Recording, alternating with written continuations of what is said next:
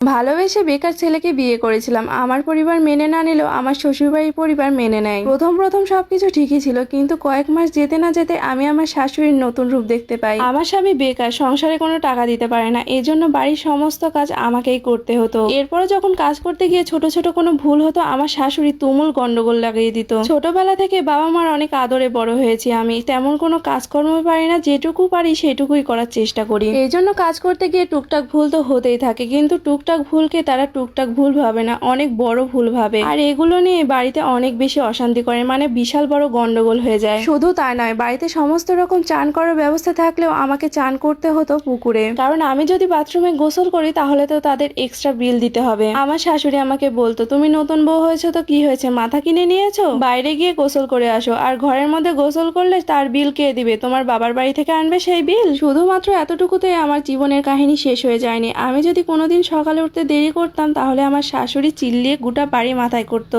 বলতো আজকে মরার ঘুম ঘুমাইছে, কোন বাড়ির বউ এত সকাল পর্যন্ত ঘুমায়, বাড়িতে যে এত কাজ পড়ে আছে এই বাড়ির কাজগুলো কে করবে, এই কাজগুলোকে আমি করবো আর মহারানী পড়ে পড়ে ঘুমাবে। কিন্তু বাড়িতে এত কিছু হওয়ার পরও, আমার প্রতি এত অবিচার হওয়ার পরও আমার স্বামী একটা প্রতিবাদও করেনি, কারণ সে তো বেকার আর তার মায়ের মুখের ওপর সে একটা কথাও বলতে পারবে না। কিন্তু সে আমাকে সবসময় সাপোর্ট দিয়ে বলতো, এখন তো আমাদের দুঃখের সময়, একদিন সুখের সময় আসবে, আমি তো তোমার পাশে আছি, তুমি চিন্তা করো না। দেখো আমি যদি একটা ভালো চাকরি পাই তাহলে তোমার এই দুঃখ দুর্দশা আমি দূর করে দেব। দিন যত বাড়ছে আমার শাশুড়ির অত্যাচার ততই বাড়ছে, কিন্তু আমার স্বামী কোনো কিছুই বলতে পারছে না, কারণ সে তো বেকার। আমার শাশুড়ির অত্যাচারে এমনকি আমি একদিন মানসিক ভারসাম্য হারিয়ে ফেলি, এমনকি আমি যাকে ভালোবেসে আমার বাড়ি ছেড়ে চলে এসেছিলাম তাকেও আমি চিনতে পারি না। তারপর আমার বাবা মা যখন এই খবরগুলো জানতে পারে তখন এসে আমাকে বাড়িতে নিয়ে যায়, আর আমাকে শ্বশুর বাড়িতে রেখেই বা কি করবে, তারা তো কখনোই চিকিৎসাও করবে না। বাড়িতে আসার পর অনেক চিকিৎসার পর আমার মানসিক ভারসাম্য ফিরে আসে। আমার শ্বশুর ভাসুর কিন্তু সকলেই বিদেশে থাকে, কিন্তু আমার চিকিৎসার জন্য তারা একটা পয়সাও খরচ করেনি।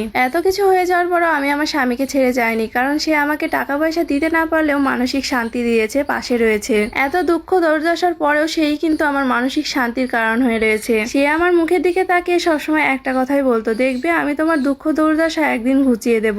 আমিও ওর জন্য অনেক বেশি প্রার্থনা করতাম যেন ওর একটা ভালো চাকরি বাকরি হয়, সবাই যেন আমাকে আর আমার স্বামীকে আর নিচু করে না দেখে। আমাদের বিয়ে 2 বছর পর আমার স্বামী বিদেশে চলে যায়। যেহেতু আমার শ্বশুর বাড়ির লোকজন ভালো ছিল না, এই জন্য সে বিদেশ যাওয়ার পর আমি আমার বাপের বাড়িতেই থাকা শুরু করি। আমার স্বামী বিদেশ যাওয়ার পর থেকে আমাদের জীবনটা বেশ ভালোই কাটছিল, কিন্তু সবার কপালে আসলে সুখ ছয় না। আমার স্বামী এই 2 বছরে আমার জন্য 2000 টাকাও পাঠায়নি। মাসে যে টাকা ইনকাম করে মাসে শেষে তার সবগুলো ফ্যামিলিকেই দিয়ে দেয়। হ্যাঁ, ফ্যামিলির জন্য পাঠাবে, কিন্তু আমারও তো হাত খরচ কিছু আছে, আমাকে ওর জন্য তো পাঠাবে। মাস শেষে আমার জন্য সে 5-6 হাজার টাকা দেয়, কিন্তু সেটাও হজম করতে দেয় না আমার শাশুড়ি। শাশুড়ির নানা গালমন্দ শুনে সেই টাকা আমার হজম করতে হয়। আমার স্বামী এখন লক্ষ লক্ষ টাকা ইনকাম করে, কিন্তু সেই আমার আগের স্বামী আর এখনকার স্বামীর মধ্যে হাজার বহুগুণ পার্থক্য। যাই হোক, আমাদের এইভাবে 60টি বছর কেটে যায়। আমার হাজবেন্ড ফ্যামিলি ভিসায় আমাকে